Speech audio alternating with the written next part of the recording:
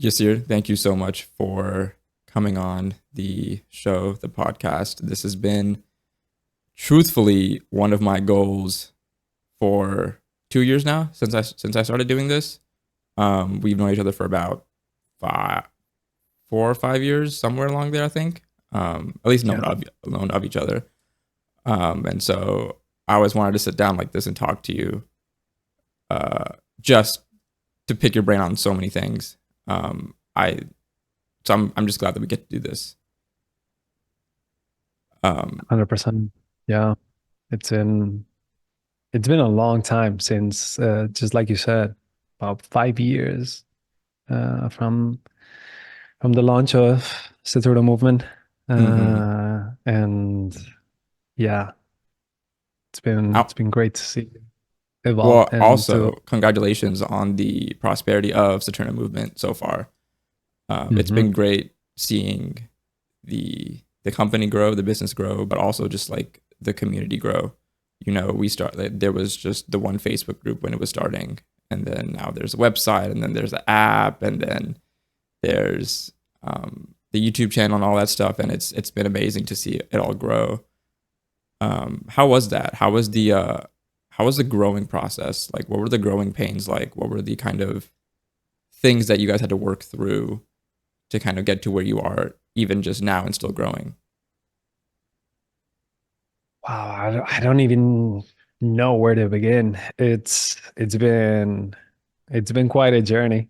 Like Gabo and I always talk about it, where sometimes we just look back and see how we've gone through so many struggles, how the person that we've become today is completely different to the person that started that project, and how we kept that vision. It's been morphing, but in the essence, stayed the same for SaturnoMovement.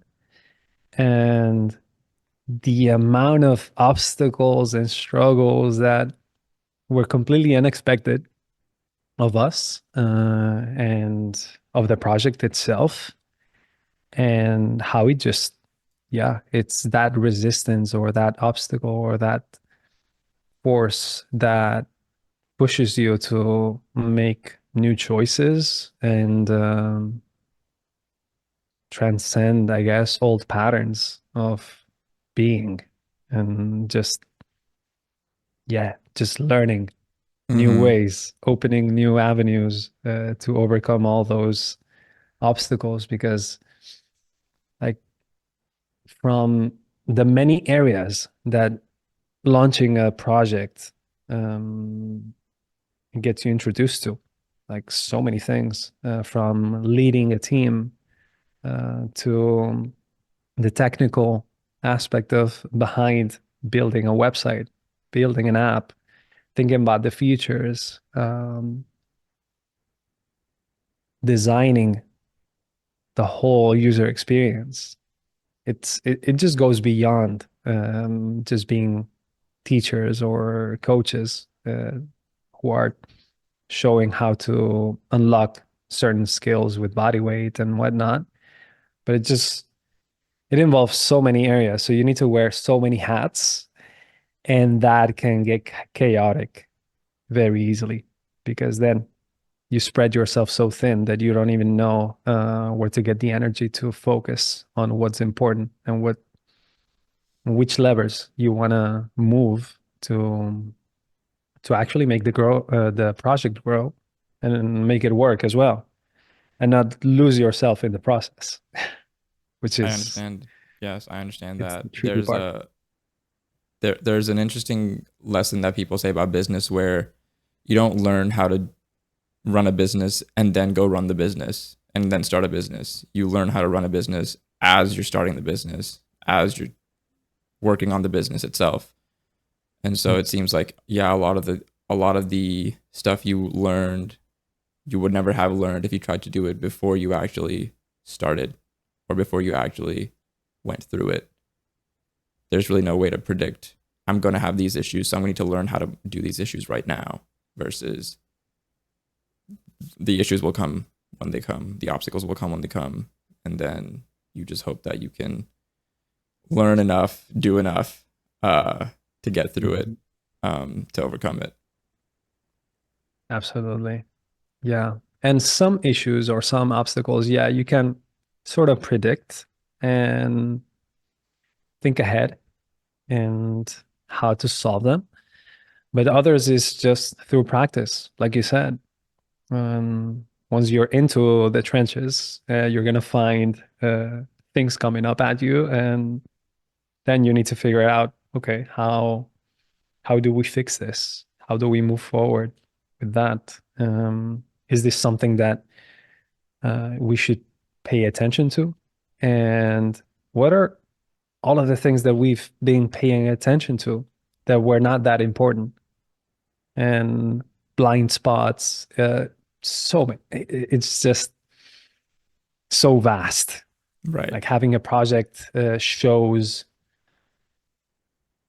a part of the practice, the physical practice that we teach is also a representation of how you live, really. It's yeah. Do you have a tendency to just go hard every day and little attention on how you recover? That's going to show instantly how you run your business. I learned a lot from you and Gabo and even Fabian about all the times that you guys talked about working really hard and then trying to train really hard at the same time. And then the unfortunate either you get unwell or you get an injury and then you have to take time off. And, you know, I've had my own bouts with injury. I just healed from one a year ago. And I believe you said or you might have put online that you recently went through another injury. Was it your shoulder? Yes, Your, no, I got my rib, mm, a sprain. yes, And at the class. Mhm. How are you doing with that? Yes, How's I the injury? was teaching. So that happened during a workshop, and workshops are not something that I'm very experienced in. This was my third workshop, and when I about at the 2 hour 45-minute mark, I showed this variation of this movement, and I did all of the progressions at once while Mm, speaking. And yeah, I was not being mindful of how much tension I was putting on my core. And then just my body just gave out and hurt something. And then yeah, I knew that something was wrong. I don't tend to get injured. I've got in all these many years that I've been teaching movement, maybe had three, three or wow, four times. And but this one, yeah, it just happened and got it checked, and luckily it was not something major. So in 2 more weeks, and I'm back to 100%. good. But it really revealed to me in many layers of the practice. First one was that during the workshop to be more mindful of what I'm teaching and how I'm feeling. So instead of putting this attention to just giving, and which, yes, I mean, people attend to the workshop so I can show and teach and guide and propose new ideas. Uh, but I can do that and still be with myself. So Hmm. not forget on how I am, how am I feeling, am I enjoying this? And so splitting that attention to from myself to everyone who's there, and also to be mindful of myself and how am I being there. And that's an insight that gave me this injury, as well as how broad is my practice. Because as soon as I couldn't move with this injury, I noticed my attachment to strength training and how I not only love it and I enjoy it, but also how much am I attached to it?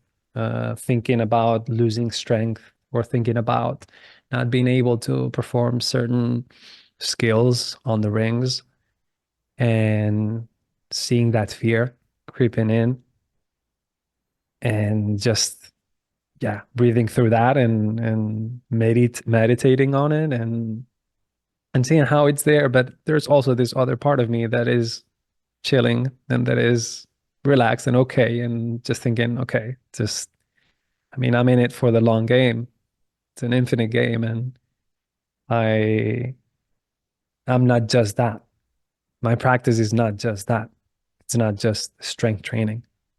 And I can incorporate there stillness, breath work, meditation, and also seeing the resistance to stillness. And for me, to move is easy, but not so much to remain still.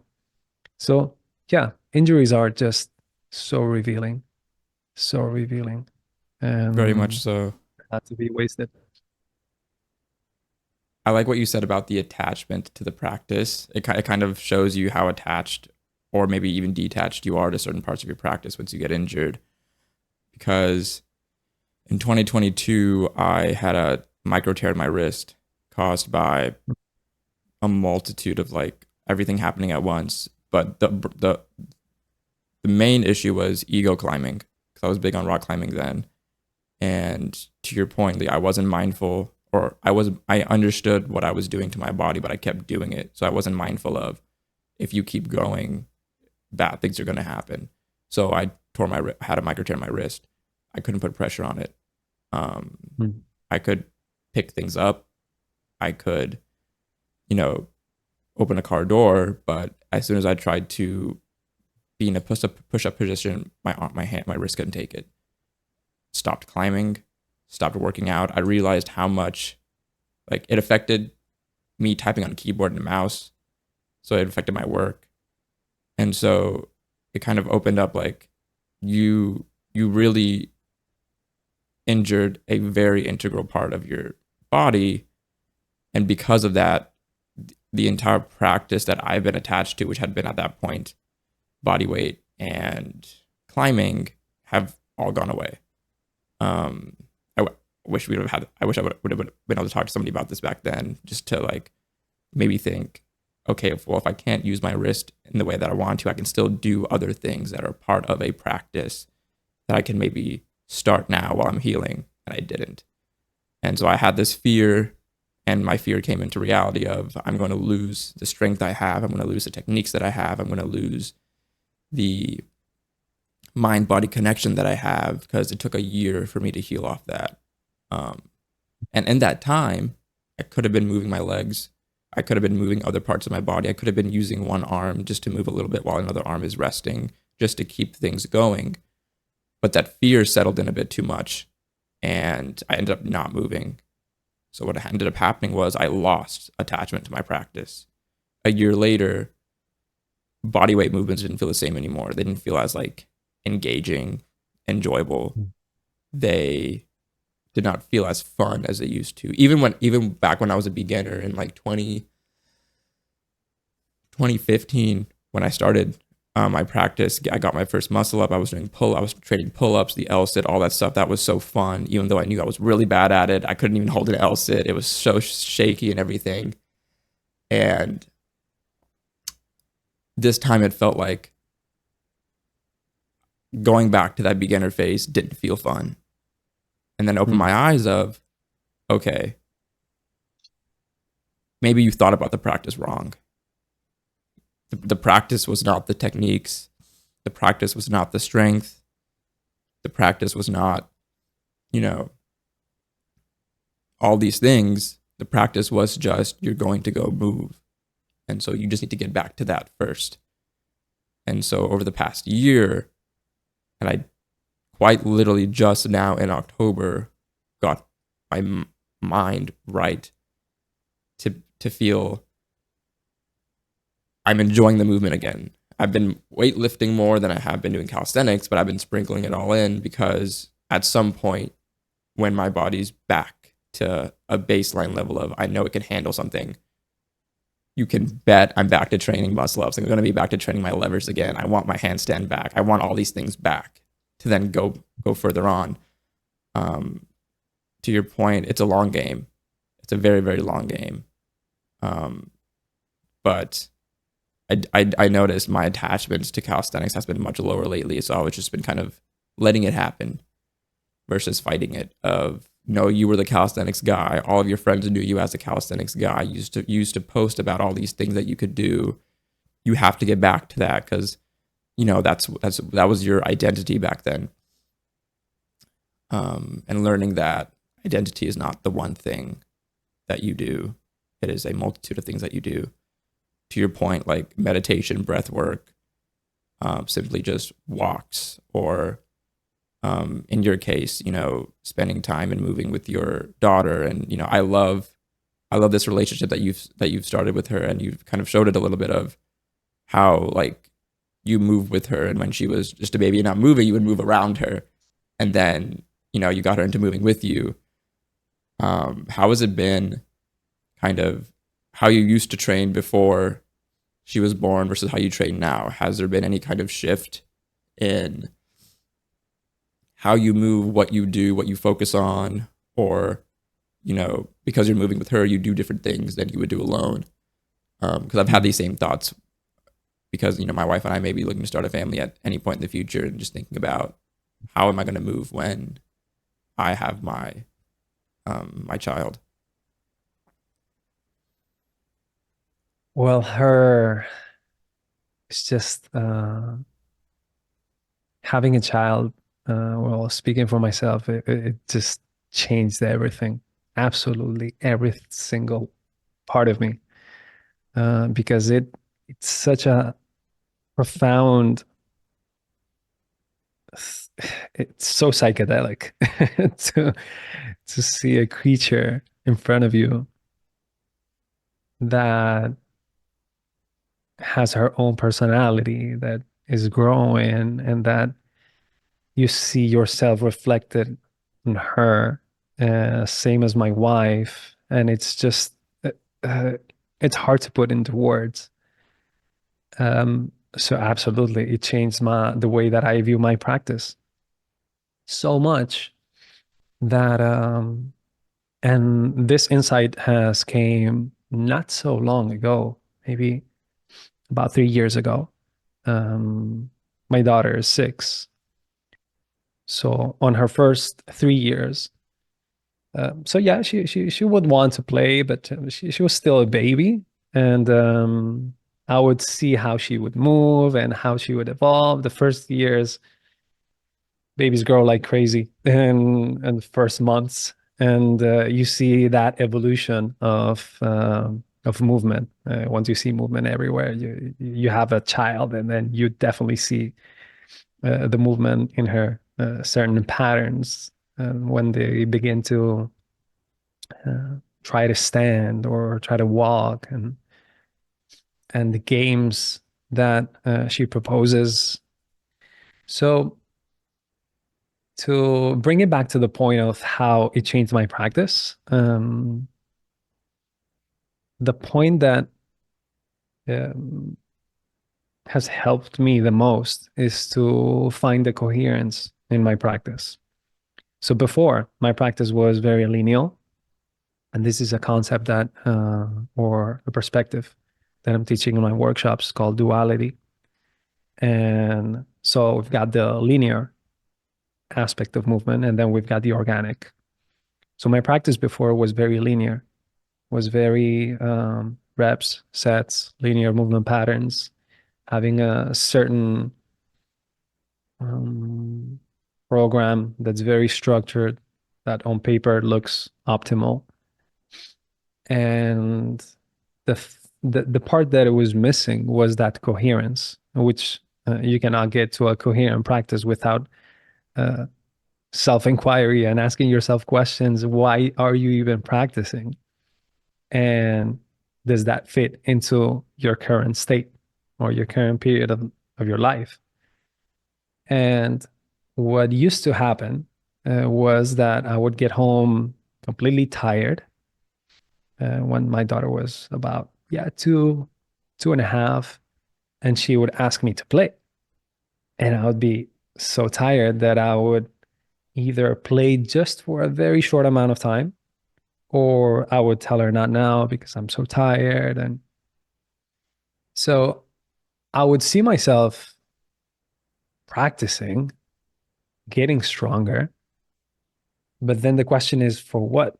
If I'm not even able to play with my daughter because she's telling me to grab her and throw her overhead as high as I can, but I can't do that. And that's where the questions started to come in on maybe I'm thinking about all of this wrong because and there's a business in between which just makes things trickier.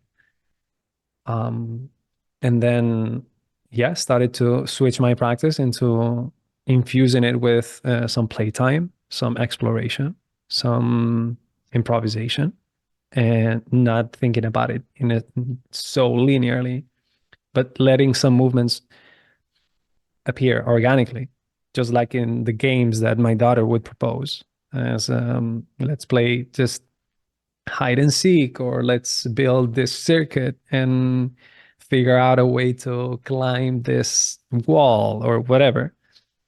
And that opened up a whole world into my practice where I view it as this organic approach uh, in comparison to this linear.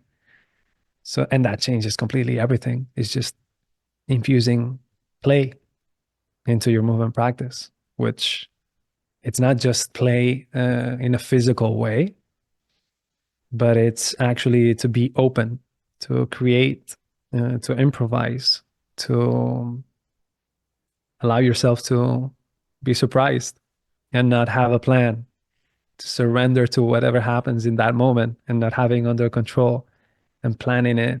And yeah, it just goes beyond just physical movement, and it's just being open to life ultimately, because there there can be a lot of that need of control can identifying if that need of control is fueled by fear is a big one. Like how do you deal with chaos? How do you deal with unexpected events? Because they're going to happen. Like that's inevitable. But how do you react to them? Can you take them in and just adapt on the spot, or not? Mm, no, that's powerful. That's powerful. I remember you talking about play for quite a few years now. And that was around the time when I was thinking, what else can I do besides just calisthenics, which then I got into rock climbing. And then at that point, I was already dancing. And I thought, I've been playing a lot, which has been fun. Um, Recently, or from in the recent memories that I can think of, you've been saying a lot of the practice goes on in your posts and your videos. And tell me about the practice goes on. How does that apply to the way you think about your practice, or where did that come from? Yeah, as the practice, I don't even remember when I started writing The Practice Goes On, but it was just those words were something that came back to me all the time of, for example, going back to the injury, the practice doesn't end there. The practice goes on because the practice goes beyond just strength training. Okay, so where does it go? Let's input that layer of movement and stillness. The practice goes on with stillness. Let's take it out of this physical movement practice context.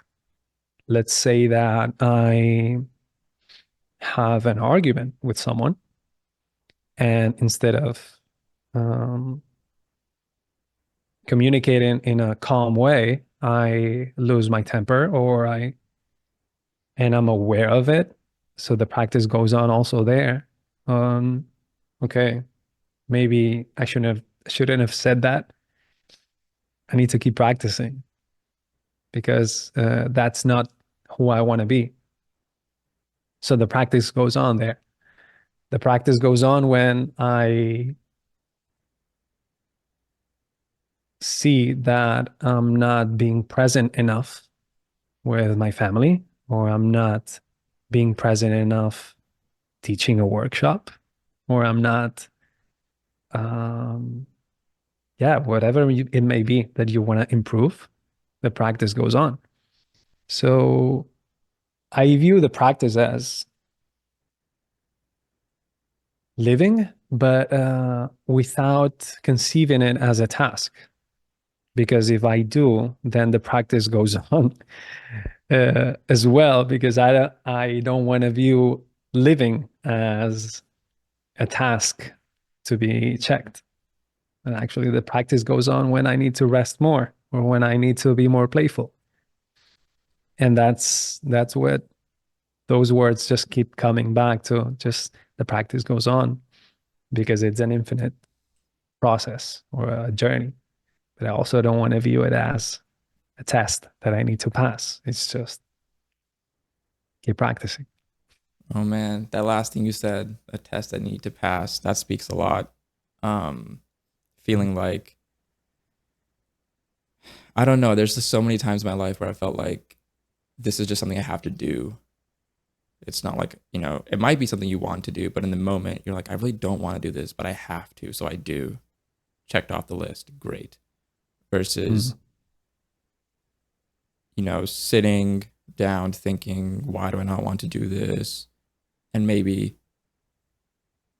what would happen if I didn't do this today? But then what would happen if I did do this today? It kind of opens up a lot of different thoughts when you can take something from being a checked box on a to-do list into thinking through just all of it in general. Why do I not want to do this? What is it that I'm asking myself to do? What would happen if I didn't do this today? What would happen if I didn't do this right now? What if I did it 30 minutes later? What if I did it tomorrow instead? What if I did it um, next week instead? Like, what would happen? And in many cases, nothing. A lot of the times, but a lot of the times, you not doing that now, just to me, it's like it reinforces the sense of it doesn't matter. I feel like a lot of the times I'll push things off because, in a sense, like it doesn't matter, it can be pushed. But if I do it right now, I've given it a sense of importance. I've given it a sense of um, like value. And so it's been a struggle between taking the stress or the thoughts of I need to do it now. I want to do it now, therefore I should do it now. And if I do it now, there's a lot more to gain by doing it now in this time of a little bit of mental resistance versus pushing it off until I think I want to do it. But at that point, I feel like the value you get out of it is also gone sometimes. Coming as someone who has seen a lot of things as I just got to do them. In an effort to change myself, I just have to do it. I've been telling myself a lot of what can I do right now that will benefit Arish in the future. And so a lot of the times, those things that I don't want to do, I know, like I tell myself, if you do this now, this happens in the future. If I do my chores in the morning when I wake up, I get to spend more time with my wife when she comes home from work. If I do my workout in the morning, it doesn't just allow me more time in the evening. It wakes me up. It makes me a little bit more resilient to the rest of the day. It gives me a sense of accomplishment for the rest of the day. Therefore, my day is better if I do this now. What happens if I don't take out the trash in the morning? What happens if I don't go for a morning walk in sunlight and get all that nice energy in the morning? Maybe nothing happens that one day. But then if I didn't go that day in the morning and I don't go the next day, and then something happens and I don't go the next day, and then it compounds. It's always like, to your point of like the practice goes on, I always think about like I didn't work out today, but what did I do today? I, maybe cleaned the entire house, or I went to do some chores for my wife because she's working a lot, or there's some sort of life practice here going on that I have quite literally just in the past 2 months come to like see of life is more than just me going to the gym and coming back. Life is more than just um, me sitting on the couch in the morning and like doing nothing, or life is more than just me um, working at this job for 8 hours. Like there's more to do in my day. There's more to do in the minutes that I have. There's more to do, and there's more that can be done. And there's a lot of importance. I like how you said at some point it was like, you were so used to moving, but you weren't used to being still. And over time, I loved being still. I loved doing nothing. I loved not moving. If I could just sit in a low squat and just close my eyes and be there for 30 minutes, an hour, I would. But then moving became difficult. I loved not doing anything and just being there, thinking, etc. And then moving became difficult. And so I did the reverse of you had to get yourself up, go move, go do something. And speaking of moving, how's Barcelona? How is the great city? How is it being back? Or are you from there, or were you actually from Florida originally? Yeah, no, I'm from here. I'm from Barcelona. I was born in Granada, Hmm. which is a few hours away in south of Spain. But I came to Barcelona when I was 1 year. Hmm. So yeah, I consider it my home, my hometown. And coming back to it after 12 years being away, I left when I was 18, and I found myself coming back with a family. It was just a huge change. It was like getting to know the city again, getting to know my parents again and my family. Some friendships that I had, some I kept, some I didn't, and opening up new circles because I moved to a town where, funny enough, I actually lived in this town when I was 3 up until 5. So coming back here yeah, it's like I have deja vu moments of me walking on those streets when I was 3, and now I'm walking with my daughter when she's 6, and it's a weird, yeah. It's been 2 years now since I moved, and sometimes when I pass by my neighborhood where I grew up, it's weird. It's like so many memories are in those streets and those places that I get flooded by them, and at the same time, in the present moment, I'm a completely different person, and yeah, it's a weird experience. And yes, and also it's been 2 years, and I still miss my guys. I still miss Gabo, Fabian, the studio, the, just getting to spend time with them and just being it was our day to day. Like we spent so many hours together, and that was our daily routine, like practicing our sessions, doing brainstorming ideas, having going on these long walks, talking about what are we going to do next or how we were feeling in that moment. It was that's what I miss the most, really. Like if I had that here, that's it. That's a 10 out of 10. I remember when you kind of announced the move. I think that was like back when I was probably still in college, or no, it's been 2 years. I was out of college, but um, having known you guys for a while and knowing that like okay, they're just in Florida, they're right there. There is at some point in time maybe a way that I can make myself there and shake their hand and say, oh my gosh, you guys are real in person. You're not just online. So great to meet you. Hello. And then you moved. And I was like, no, my dreams. So I would have to come to Spain to shake your hand. Um, but I very much looked up to the relationship that you guys had, because in my brain I was always thinking, I want to do something like that. Um, I don't know what, I don't know when, I don't know how, but I feel like I want to do something like that, and I want to do it with people. I can't imagine, there's definitely a spot for doing everything alone, but I feel like an even better spot for doing it with people that you end up caring about, you end up building a strong bond with, that you end up building something together. And some of those things, like, those things don't go away. Those bonds don't go away. They strengthen over time. It's very motivating still now. Seeing what you guys were doing made me think about my own community, my own friends, kind of thinking, is there anything for me to do with them? Is there anything here? Can I create something, right? Because I remember, I've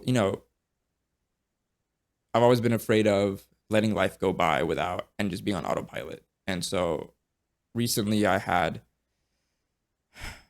a pretty bad 3-4 months in the summer, I was finally like digging myself out of this mental pit. In October and November, I said, I want to catch up with life. And the first thing I did before anything else was I wrote down a list of all my friends that I wanted to talk to.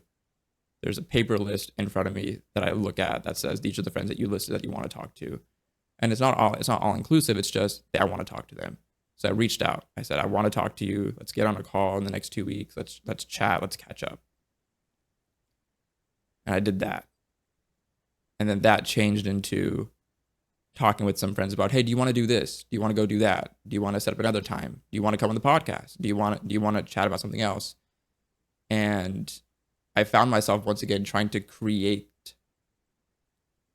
like an opportunity to do things with people that I care about, people that I have a strong bond with, friends that I want to do something with. Because I keep going back to seeing you, Gabo, Fabian, create that, and the videos you guys would make, and then the talks you guys would have, and the things that you would share with us specifically. I was like, I want a semblance of that. I need to figure out how to make that. Not there yet. It's a work in progress, but I took that to mean like I feel like there's no space to live life on autopilot anymore. The only space is to, like, if you want something, you have to go do it. You have to make it happen. You really have to attack life. I learned that phrase from a friend of mine who I caught up with a couple of weeks ago. And he was like, Arish, even I knew this guy since college. He was like, even in college, it felt like you were really attacking life, while a lot of us were just like drinking and partying and like hanging out and going out. You were still hitting the books. You were in your clubs. You were in your dance teams. You were trying to work. You were doing all these things. It really felt like you were attacking life. And then when he said that, I was like, oh shoot, I've been attacking nothing for the past year and a half. At least that's what I felt like. I've been attacking nothing. So I've been like just existing. I haven't been doing anything. And I found that moment very, very eye-opening of, you have to figure out a way to do something, I'm injury prone. I'm prone to making mistakes. I'm prone to getting in over my head, all those things. But, what we were talking about earlier, there's really no way to learn all these things and do all these things and do what you want to do without starting it first. Yeah, that's kind of where I was at all year. I got married this year. It's been said Congrats. to me that, I've talked to friends about, this year has been like one of the worst years of my life mentally, and they're like, dude, you got married this year. I was like, wait a minute, backpedal. Aside from the marriage and moving with my now wife, and very happy, and I'm like, I love her so much. Aside from that, it's been the worst mental year. Um, and I found myself like, I wasn't enjoying movement. Okay, what can I do? Read. I wasn't enjoying reading, barely enjoying reading. What can I do? Game with friends. I was barely enjoying that. And I would catch myself waking up every morning, 7:30 on the clock. Thank you, marching band in high school. I cannot sleep in. 7:30 every morning on the clock. I'm awake. I'm sitting in bed scrolling. There is, and that is right up until I have to get out of bed for work. 2 hours of that. I was thinking to myself, like throughout that entire process, I was very aware of this is very destructive. This is what is going on here, and I couldn't get out of it. I was just dreading life. I was dreading having to go back and attack life because I attacked life for so long, and I was like, where did it get me? And I was like, I just don't want to attack life anymore. I just forget it. I'll just do whatever I have to do. I'll get through it. I'll look for something here. I'll look for enjoyment here, enjoyment there. There was no enjoyment anywhere because I wasn't attacking life. And so in October, I'm a poster boy for self-care in the sense of toxic masculinity of don't be a bitch. Get the fuck up, do something. Got my camera out, vlogged every single day, brush your teeth, do your nasal rinse. I got a nose surgery in the year as well. It's just everything's happened this year. Go out for a walk, go to the gym, come back, do your chores, record everything. And slowly I realized, oh wow, I'm attacking life again. I'm like taking out the trash with vigor. I'm swiffering the floor with vigor. I'm going to the gym and I'm pressing these 50-pound dumbbells with vigor. And I felt like life was a practice again. Coming back to the practice goes on. And during that time, reading the posts, you and Gabo and this SaturnoMovement post, and like really thinking, what does life have to offer me? How can I attack life? And then I started thinking, whoa, wait a minute. My wife and I have talked about kids. And I thought at some point, there's going to be a creature here that's going to grow rapidly in front of me. And everything's going to change. Everything you're doing now could very well change. And in my mind, there were two things that happened. One was, all right, do nothing until the creature comes. Because just so that you could just, whatever changes, it's fine. And the second thing is, do as much as you can so that when you have your child, you can share everything with them. Everything that you've done, you can share it with them. Get yourself back into a state of moving because you know you're gonna want to move with them. Dance again because you know you're gonna want to dance with them. Listen to all the music you want to. You're gonna want to share all that. And the practice really like flourished from there. Funny enough, I've just got back into training. Not strike that. I haven't trained properly in like years. I've just been working out to get back into it. And I talked to my gym PT yesterday, and he was like, what are your goals? All these things. I said, well, I'm trying to do this. He said, okay, I'm going to add some plyometrics into your workout. In my brain, I was like, today I'm dying. There's nothing is happening today because you're going to make me do 3 exercises for 35 seconds on, 25 seconds off. And I know that I'm going to be out of breath. And I know that in front of this guy, he's going to see, yeah, I'm just going to make an embarrassment of myself. So we started doing the workouts.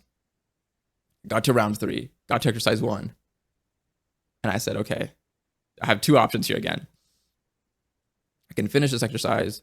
I can feel nauseated. I can run to the bathroom and potentially vomit. That's not going to happen. My toxic masculinity will not let me. I'm not going to go vomit in front of this trainer. Second thing is, okay, you're very aware of the fact that you are feeling bad. You stop now. And then you can work on it and not feel bad and avoid all these situations and just stop now, rest, recover. So I stopped right there. And I was like, I'm so glad I stopped. I'm so glad that I was Mhm. aware of that, because then the rest of the day felt like an extension of that practice. Okay, yes, I did not finish all 3 rounds, but I, instead of sitting at my desk working, I was standing for 3 hours working instead, because I felt so good that I stopped then, I rested, and but my body was still good to go to stand. It was so interesting this year. The Just thinking about life as like the practice and attacking life again, and really just um doing things again. It's crazy how like your entire just being changes, feeling like I am me again when previously I wasn't me. Um, and it's made me very interested in seeing, okay, where does it go from now? You know, Mm. I might not be the same person in 2 months because of all these practices that I'm doing. I might not be the same person that I am in 2 months that I am in 4 months because of all these movement practices. And on the topic of that, there's something I've been wanting to ask you for a while, which is, well, the purpose of this podcast initially was to ask people like, what is their end goal in life?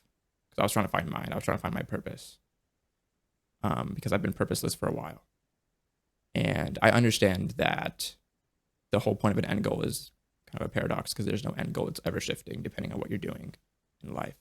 But I wanted to ask you, when did you feel like what you're doing is what you want to continue doing, um, and or has that changed? When did you feel like you started that YouTube channel with your friend way back in the day of the training videos? That was even before SaturnoMovement, and then SaturnoMovement came, and you said, "This is what I want to do."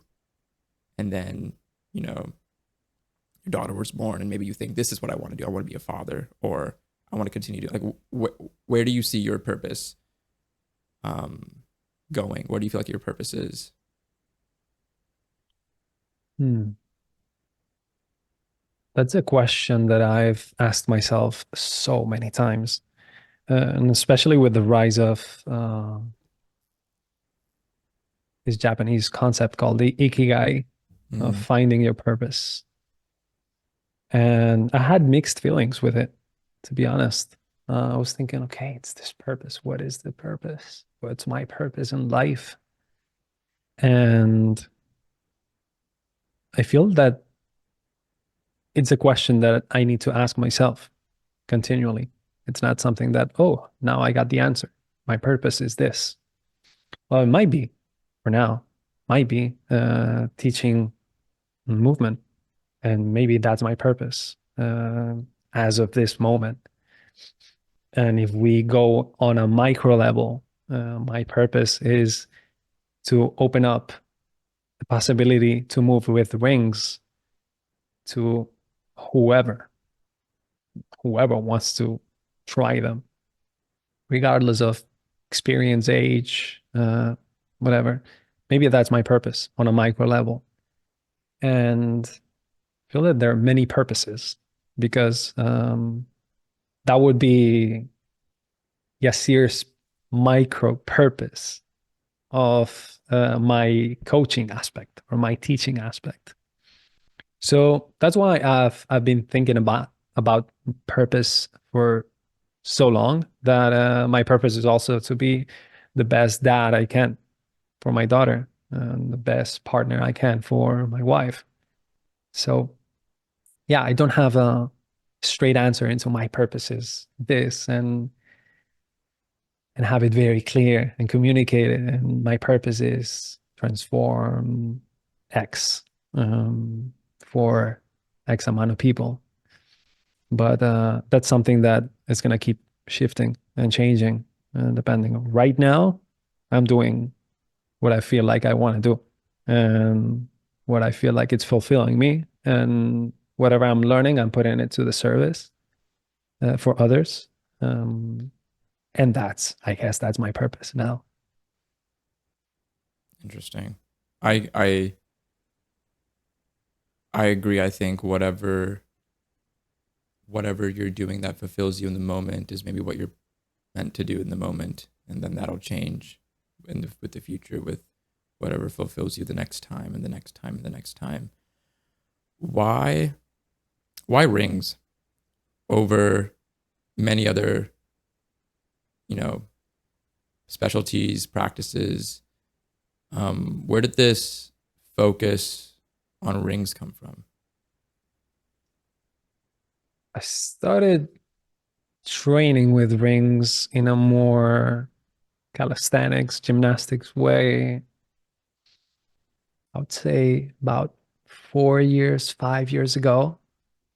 And I just loved the feeling of moving with rings. Back then, like I said, it was very linear. And even though it was linear, I just loved the type of strength that I would develop with rings, stabilizing myself, the challenge of just staying still, suspended with the rings. And then little by little, I just started to allow myself to move outside of this classic or known movements on the rings, partly inspired by my daughter because she just loves them and she does whatever she wants on the rings. And it's a beautiful thing to see, especially when I hang them outside. And kids pass by. I can assure you that there's a high chance that they're gonna come over and then just grab the rings and swing or do something. So the fact that it draws kids' attention is a high indicator that it's a piece of equipment that evokes play and hanging and swinging and it's definitely less restrictive than a bar, where you need to adapt to it. The rings will give you that option of moving in certain directions, angles. The options are endless. And I saw that how limited myself so much when I use them, limited to certain exercises. Once an exercise or once a movement has a name, you've put it into a box. And I was just training or practicing using all these boxes without knowing that I could create my own boxes or train with no boxes at all and just moving and without having the need to name it.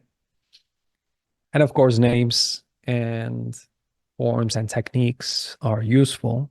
And but there is a space for that, and there's a space for exploration and creativity and moving intuitively with the rings and see what feels best in that moment. Maybe it's a stretch that doesn't have a name at all, and that I couldn't tell you which angle it is that you need to look for to feel that because it's your body and I'm not you.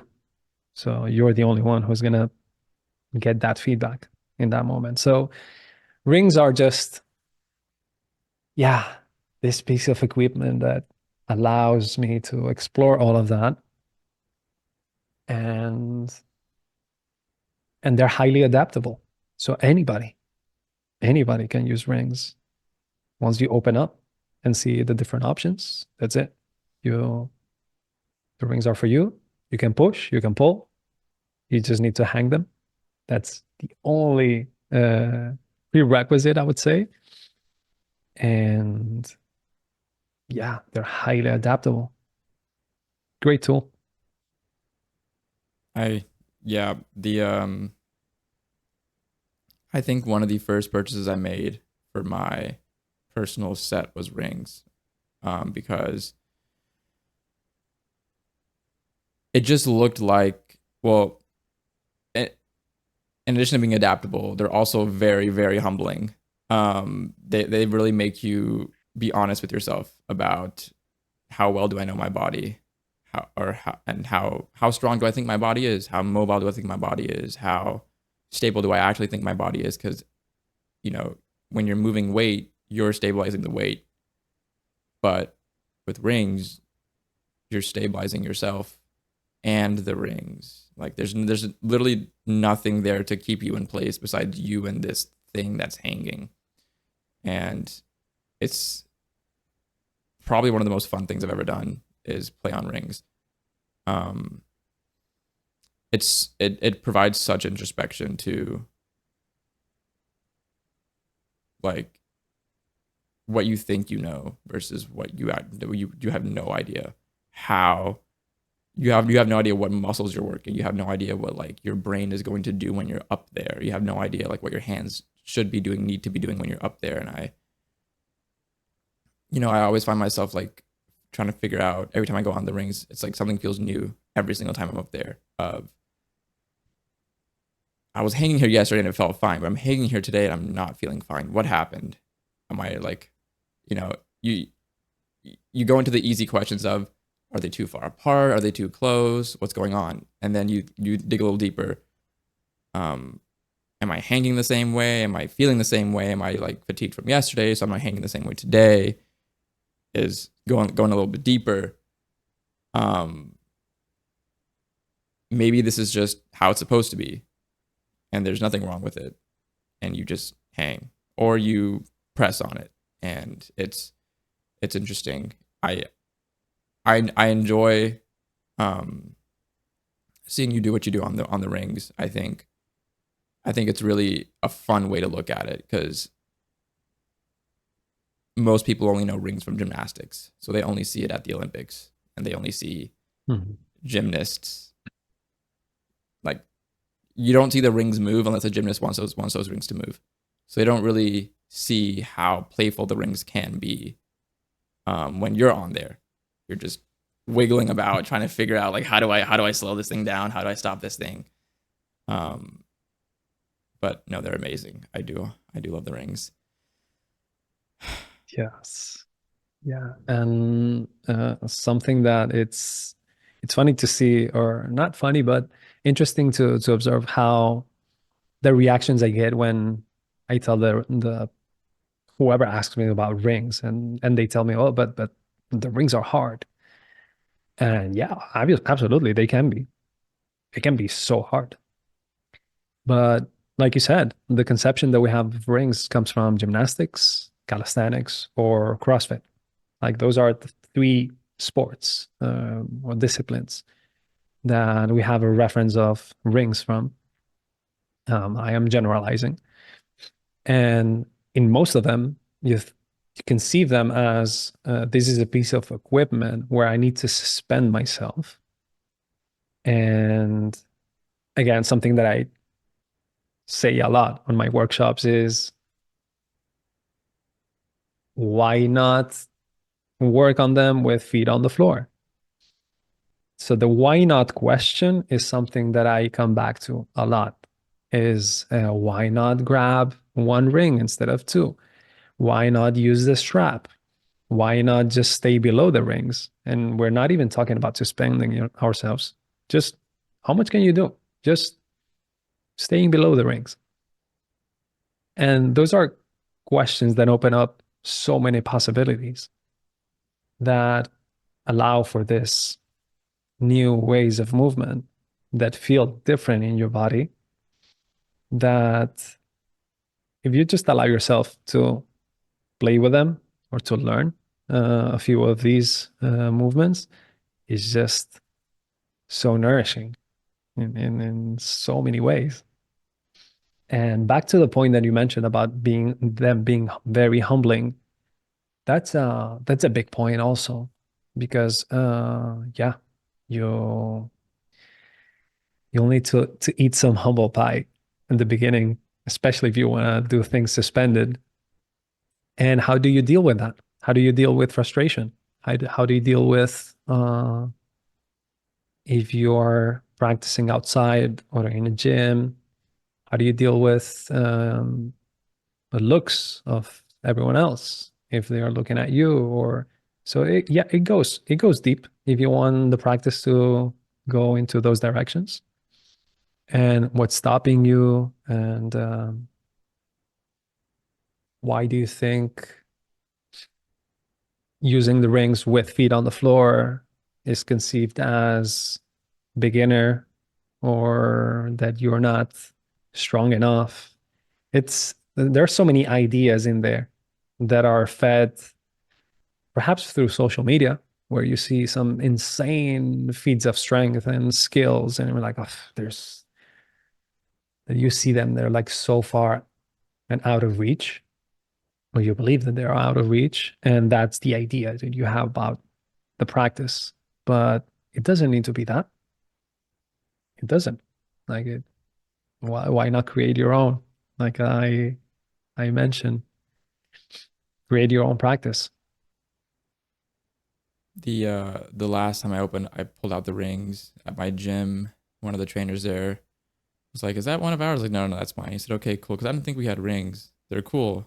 I was found them interesting, but I'm not. He said, I'm not trying to get on there. And this is a muscular man. He does his like weight training. He does his plyometrics and stuff. But then like it was interesting to think like he um his movement stopped at the rings. And I completely understand some people of like, I don't even want to risk it. Maybe I'll hurt myself. I don't know what I'm doing up there, etc. Completely understand all that. But I just found that interesting of stopping yourself from trying that thing. I think I really do hope that I can be the person who doesn't stop myself from doing new things at any point in time. Kind of learning from people around me of, you know, if somebody asks me to do a new thing, I can do it. I can maybe not be the best at it. I can be a beginner at it. I might flounder a little bit, and all that is fine.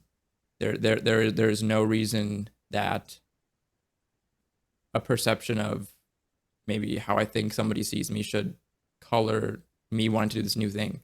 Or so what if I mess up in front of them? So what if I can't do it in front of them? What if I quote unquote fail? Well, there's no actual failure involved. What if why not? Like, why not? What if that happens? It's okay. It's very much okay, because the point of it is you did the thing. You did the new thing. You had fun doing the new thing, hopefully. And Hmm. um man, I love the ring so much. Something you Or said. not, or not, or maybe you didn't have fun, and Mm-hmm. that's also information. Now you Mm-hmm. know what you don't like. Like Yeah. it's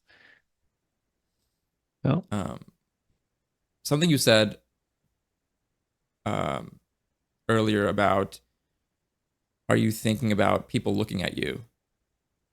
And it's something that I struggle with still every single day, about thinking like, how am I perceived by other people? There's this whole thing about like how people see you, how you see other people, how you are to the world. When you're in public, are people looking at you? Are they not looking at you, etc. Um, the biggest thing that I've been trying to convince myself is, as aware as I am of other people, other people's faces, other people's movements, like who everybody is around me. Not everybody is like that. There are a lot of people who are just doing their thing. You're not even a factor in what they're looking at or what they're seeing, or they haven't even registered who you are, etc. So, you know, a little bit of that fear of going to public and doing something, whether it's setting up my camera and recording, or just going on a walk and moving the way I want to move. A lot of the times when I'm walking and listening to music, my arms are dancing as I'm walking. There was a long time when I would just like walk straight, because I was like, I want to move my hands, I want to wave, I want to tut, and I want to do these things. And it felt weird. I was like, this is weird. I shouldn't be doing this in public. I should be doing this back in the privacy of my own home. But then it was like, it doesn't matter. It does not matter. If somebody looks at you, fine. If nobody looks at you, that's fine too. Like it does not matter. Um, and I think this thing, every single time I see your videos and you're out on that beach, on that bar setup, or on that playground, and you set up your camera and you do the recordings and stuff. And how has this thought of what may people think, kind of, I guess, how have you worked through that throughout this kind of process of putting yourself online, making these videos, trying to share things with the world. Have you always been kind of pretty okay with doing things like this in public and not worrying about what other people think, or is that something that you had to kind of work through, learn to be okay with it, kind of focus on other things, etc.? That's definitely something that I had to outgrow, and still today, depending on what I do, I struggle with it because and some people don't believe it when I tell them that ever since I was a child, I was this shy kid and also introverted, which I find myself falling into that category, even though I don't like to put myself tags or those type of adjectives, because then I get identified with that and I cannot be extroverted if I'm introverted. But anyways, I yeah, talking to a camera was not it didn't come natural to me at all. It was um it was a process through exposure of it's been now, I mean, first video on YouTube, I think it was about in 2011. So it's been quite a few years, about 13 years of exposure to filming myself. And so for by now, it's just, I'm not gonna say it's second nature because every time that I film, I do feel myself that I'm a bit nervous, especially if someone is filming. When it comes to filming myself, I'm okay because I can mess up as many times as I want. Nobody's there. Um, I'm not making it hard on the camera guy or the editor because I'm also filming myself and I edit myself. So if I mess up, it's me at the end of the day who is going to fix that. When it comes to filming myself out in public, that's also something that I don't mind at all, but it doesn't apply to everything that I do. You mentioned a really nice example about walking and dancing. If you tell me to dance, like shyness just goes through the roof. And I love to dance. It's not that I don't. I love to dance. Like I listen to the music, and now with my daughter, which back to what changed, I'm more exposed to just being playful and dancing and singing out loud, and that's something that's a barrier that I've broken thanks to her. But still, like if you tell me to dance, I'm gonna be a lot more shy than if you tell me to just film yourself teaching an exercise. So I guess it depends on what I do, but I'm this hard-headed, just go through the wall type of mentality of if I need to do it, I'll just do it and forget about the rest. I'll just, yeah, headbutt the wall and break it and keep climbing up like the Capricorn. Mm-hmm. Mm-hmm. I love that you said people don't believe that you're someone who's maybe introverted and shy and not like always so friendly and always so talkative and has all this energy around people all the time just because you put yourself out there and you make videos and you're very articulate. Um, and I've had these exact same experiences when I'll talk to friends or, recently I started therapy and everything. And I've told people that I have really bad social anxiety. I really am very socially awkward. I have speech issues that I try to work through. And I'll have friends tell me like, dude, you're so friendly. You're so chill. What do you mean? Like you make all these videos. Like, what do you mean? I said, no, no, no, no, no. The videos are for me to fix the way I feel. You don't know the fact that I'm shivering right now doing this. You don't know the fact that to my ears, my voice is wavering. I can hear the slight quivers in my voice. It's all these little things. And I've found to really enjoy them because they give me a sense of being present, of like, I'm actually aware that I'm doing this. It's not just like, it's just like it's not just like you black out, you make the video, then you're done. You don't get to experience the entire video of making it and like talking Mhm. and stuff. And I love that you said that because yeah, I've found that a lot of people are like that, and that's okay. Like this is um I can go my entire life, and if I still feel like anxious when I talk to somebody new or feel like I'm gonna mess up this conversation, that's also okay. And at the same time, I'm working on it every single day.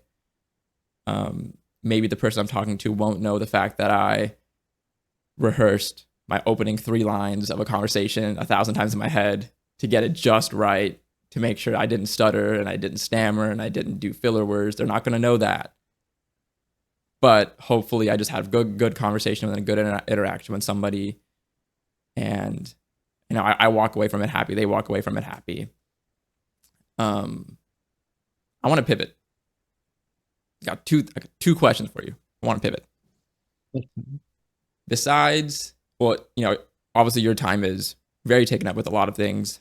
Is there anything that you've like maybe read, or what are you? If you Do you read? Just before I ask the question, do you read often, or are you more of like a podcast, other type of media consumer? I'm 100% a podcast, video type of consumer. Um, However, funny you asked. I recently had a conversation with my wife, telling her that I feel like I feel this calling to read, and to read not something that is gonna teach me more about, let's say, movement or like something that's more utilitarian to what Mm-hmm. I do. But actually, I want to read fiction or something that's completely different, because when I watch TV series or I love fiction, Mm-hmm. um, and I feel that I'm being drawn to reading that to, yeah, just nurture myself in that realm, which has been forgotten for a long time. Great answer. Perfect answer, because I can now add value to your life. And I will send you I'm going to send you a Beautiful. link after this. It's my spreadsheet of the books that I've read over the past 2 years, along with books that are just on the list for me to read. And so on that list is right now is about 130 something books. Um Feel free to check it out. Use it. Pick one thing Absolutely. off of there. If you ever feel like if you Sure. don't know where to start. So then going to podcasts, is there anything interesting that you've been listening to lately? Podcasts. It's a wide array of podcasts that I listen to.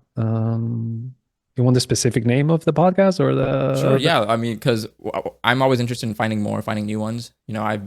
I have my quote unquote staples I go to, but I'm always interested in kind of learning more about different um, shows. Yeah. Lately, and podcast is it's weird because I have these kicks where I'll just listen to a bunch of episodes of one specific podcast for a month, and then I'll just Mm-hmm. forget about it for a while. And lately, I've been listening to Know Thyself. I don't know if you're familiar with it. Is No. from this guy Andre. He interviews some of the most interesting people, um, talking about spirituality and meditation and quantum physics, many of these topics. Besides that Interesting. one, mm, Chris William, there's also another podcast that I listen to. And sometimes I don't listen to a specific podcast, but I look up a specific person. Mm-hmm. So Rick Rubin has Mm-hmm. been, I've probably listened to all of his interviews, which I find very inspiring and very nurturing that creativity side. Mm, yes, from the top of my head, those are the ones that I've been listening to recently. I'm gonna check out Know Thyself. That sounds very interesting.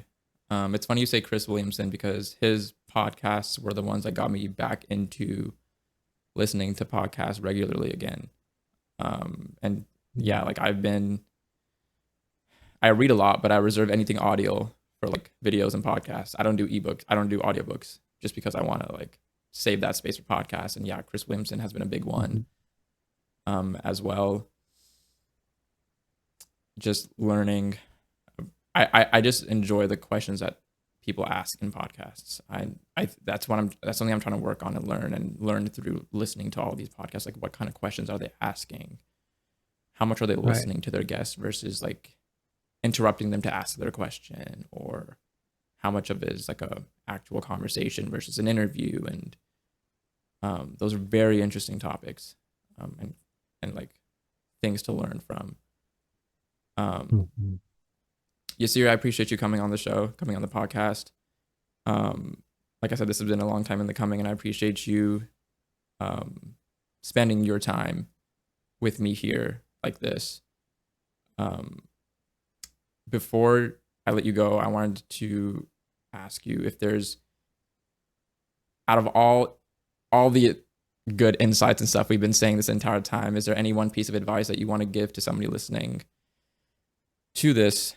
It can be about anything, whether it's about, you know, anything that's on your mind, parenthood, practice, play, etc. Like, if there's any one thing that you want to share with somebody that you want to advise them on or give them a little bit of insight on, what would that be?